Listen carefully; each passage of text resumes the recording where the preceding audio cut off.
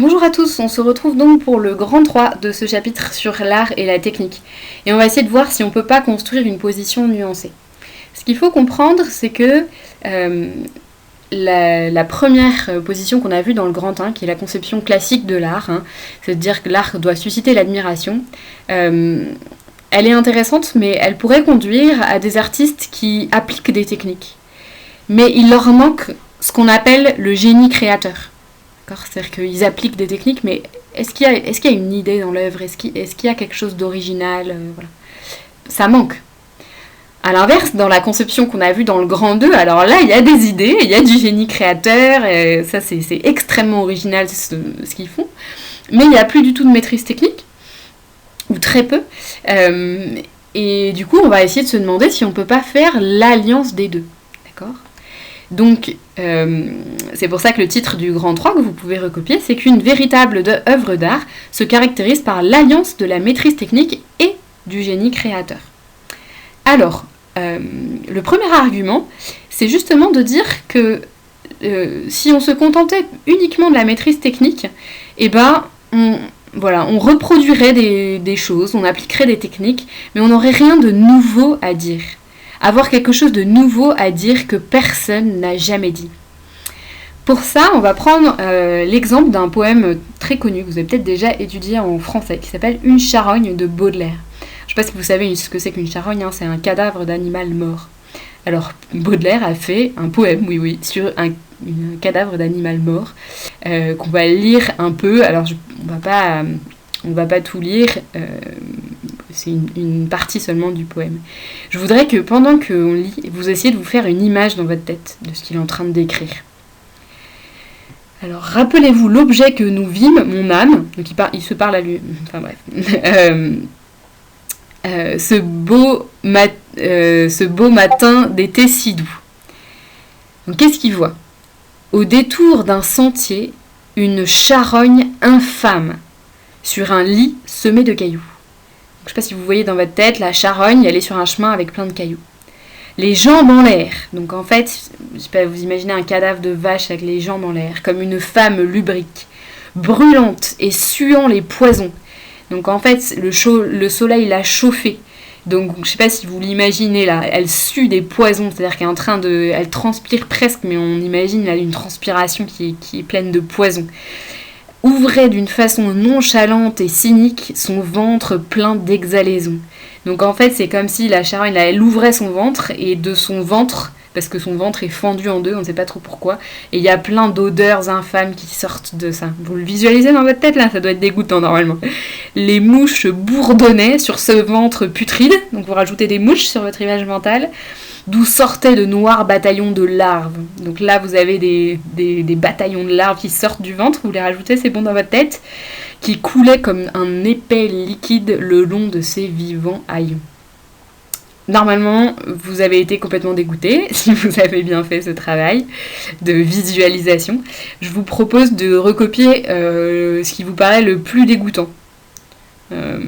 La plupart des élèves, du coup, ils recopient en général les mouches bourdonnaient sur ce ventre putride d'où sortaient de noirs bataillons de larves. D'accord ? Vous pouvez recopier ça.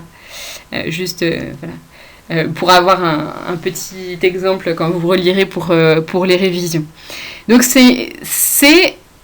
on peut dire ça ressemble aux œuvres d'art qu'on a montrées dans le grand 2, là, qui sont là pour choquer. Moi, je prétends qu'il y a plus là-dedans. Que Baudelaire, il essaye pas uniquement de nous choquer, et donc du coup, c'est pour ça que c'est une œuvre intéressante pour notre grand 3. Alors, vous avez normalement écrit Une charogne de Baudelaire, vous avez recopié quelques vers, et la première chose qu'on va se demander, donc c'est pourquoi c'est un poème original. Donc, il est original parce qu'il nous choque, mais aussi parce que en fait, Baudelaire est un des premiers poètes, alors c'est pas tout à fait vrai, mais en tout cas il en a fait c'est même pas vrai du tout, mais il en a fait une partie de son identité littéraire, quoi, qui a essayé de dépeindre la laideur et le mal. Vous savez, c'est tiré d'un ouvrage qui s'appelle Les Fleurs du Mal. Pour lui, il revendique en fait ça, que la poésie ne doit pas être uniquement là pour raconter de belles choses. voyez, comme le poème de José María de Heredia que je vous avais cité sur le soleil couchant, sur une belle falaise, etc. Donc ça, c'est beau, c'est facile. Baudelaire dit non, la poésie, elle doit aussi s'intéresser à ce qui est mal, à ce qui est laid. Et elle doit aussi s'intéresser à la misère des gens, voilà, aux pauvres dans les bas quartiers de Paris, à l'époque de la révolution industrielle, etc. Donc, en fait, Baudelaire a su voir des choses que personne ne voulait voir. Enfin, en tout cas, que les poètes ne voulaient pas regarder. Les poètes voulaient regarder uniquement des belles choses. Et Baudelaire s'est intéressé à des choses auxquelles les autres ne s'intéressaient pas. Et c'est ça qui en fait un poème original. Je vous propose surtout de noter un petit bonus bac qui peut être utilisé sur plein de sujets. C'est l'art n'est pas la représentation de belles choses, mais c'est la belle représentation d'une chose.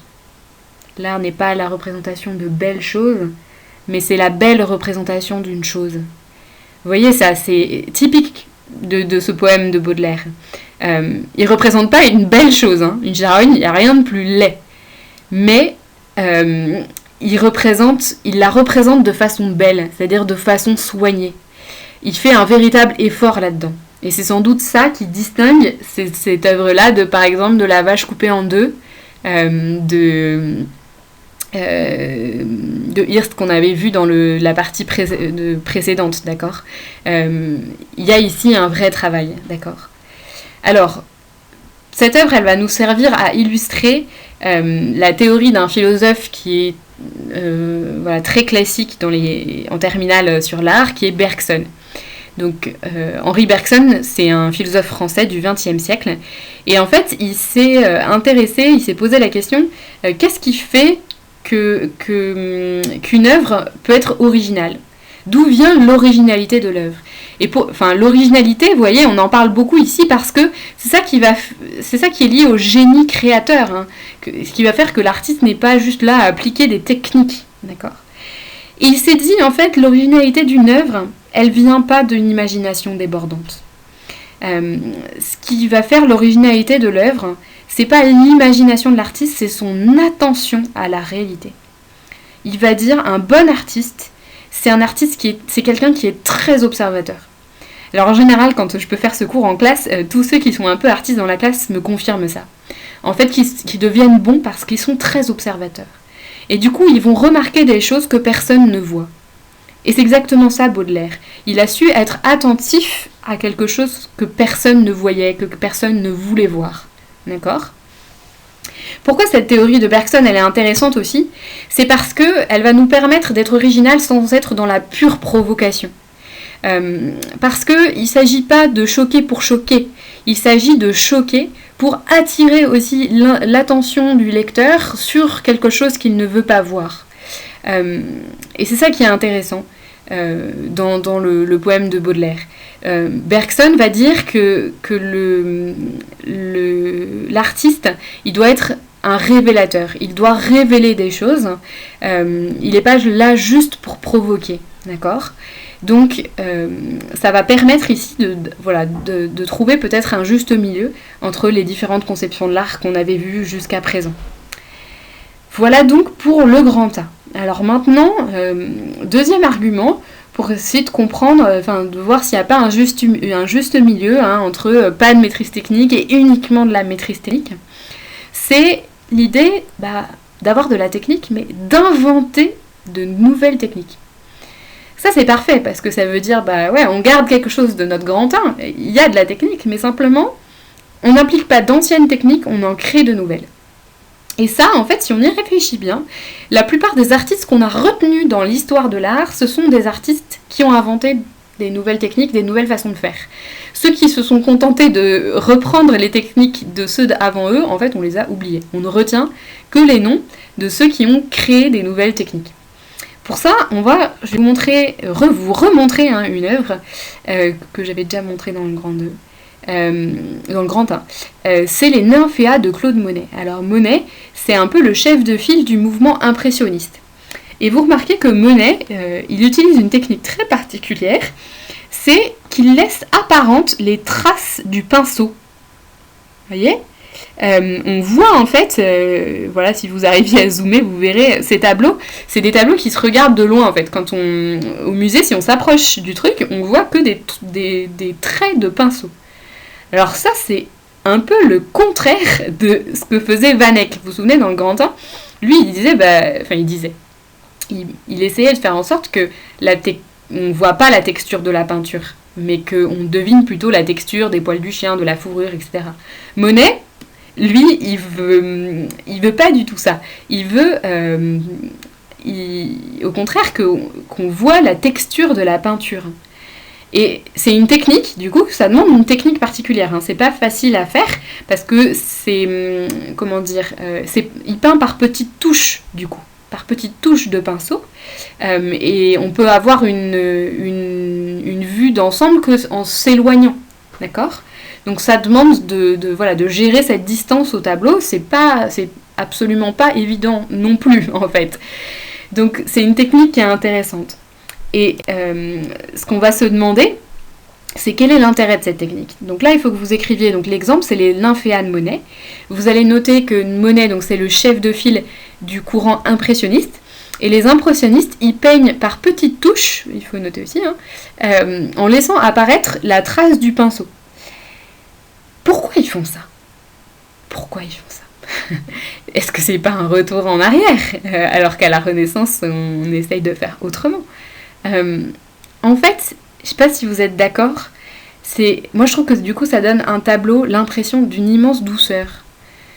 Au lieu que les traits soient figés, tout se fond, les contours ne sont pas nets, et donc du coup les formes se fondent les unes dans les autres. Vous voyez ce que je veux dire ? Les traits sont beaucoup moins figés, donc les formes se fondent les unes dans les autres. Et donc ça procure une grande douceur. C'est ça qu'il faut noter ici, hein. C'est que cette technique, elle a été inventée non pas par flemme, quoi, hein, ou par envie de provoquer, pas du tout. Le but, c'était d'apporter une plus grande douceur dans les tableaux, parce que du coup, les frontières entre les objets sont plus figées, d'accord ? Les objets se fondent les uns dans les autres. Je ne sais pas si vous voyez l'idée et si vous ressentez la même chose face à ce tableau-là. Alors ça va nous permettre d'illustrer la pensée d'un philosophe, Alain, qu'on a déjà rencontré à la fin du chapitre sur raison et croyance, que vous avez normalement dû voir en vidéo aussi. Et donc Alain, ce qui va l'intéresser, c'est qu'il va essayer de se demander quelle est la spécificité d'un artiste. Qu'est-ce qui fait qu'un artiste est un artiste et pas quelqu'un qui applique uniquement des techniques ? Donc en fait, la première chose à noter, c'est qu'il va distinguer l'artiste de quelqu'un qui se contenterait d'appliquer des techniques qu'on lui a enseignées. D'accord ? Quelqu'un qui se contente d'appliquer des techniques qu'on lui a enseignées, c'est ce qu'il appelle un artisan. Il fait ce qu'on lui a appris à faire, et c'est tout. Alors, très concrètement, la première spécificité pour lui, c'est ça, c'est qu'il est capable d'inventer de nouvelles techniques, en fonction du but qu'il se donne.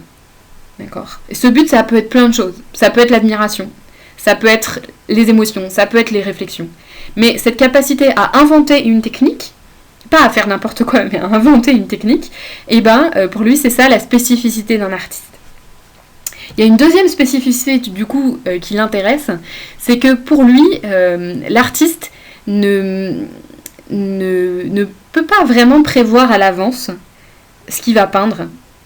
Il se laisse guider, en fait, au fur et à mesure de son inspiration. Il va pouvoir inventer des nouvelles techniques et des nouvelles façons de faire.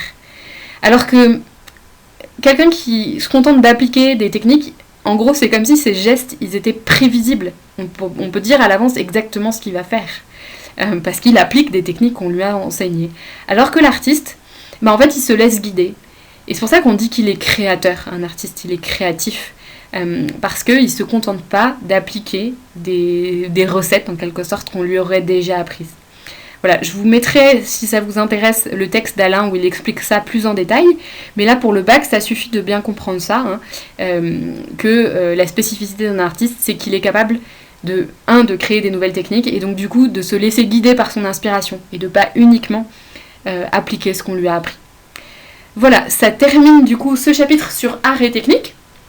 Je vous invite à faire vous-même une petite conclusion et à vous demander, parce que c'est ça l'idée de la conclusion, c'est de trancher un peu, de dire, bah voilà, la question qu'on s'était posée, c'est est-ce que l'art peut se passer de maîtrise technique ?